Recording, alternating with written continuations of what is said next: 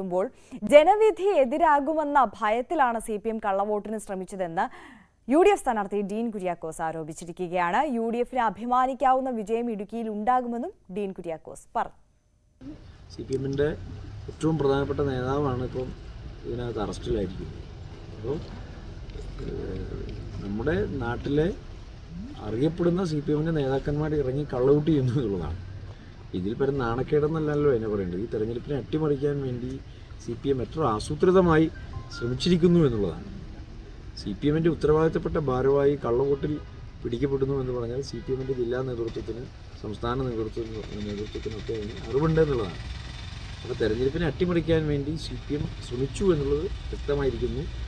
അതിൻ്റെ ആഴവും പരപ്പും എത്രത്തോളം ഉണ്ട് എന്നുള്ളത് നമുക്ക് മനസ്സിലാക്കേണ്ടതായിട്ടുണ്ട്. അപ്പോൾ ഏതായാലും 4 സ്ഥലങ്ങളിൽ എൻ്റെ അറിവിൽ കള്ളവോട്ട് പിടിക്കപ്പെട്ടിട്ടുണ്ട്.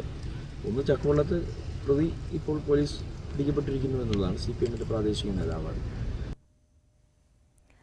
അതാണ് സാഹചര്യം. എന്തായാലും ഇനി നമുക്ക് കൂടുതൽ മണ്ഡലങ്ങളിലേക്കും കൂടുതൽ വാർത്തകളിലേക്കും ഒക്കെ വരാം. അതിനു മുമ്പ് ഒരു ചെറിയ ഇടവേള എടുക്കുകയാണ്.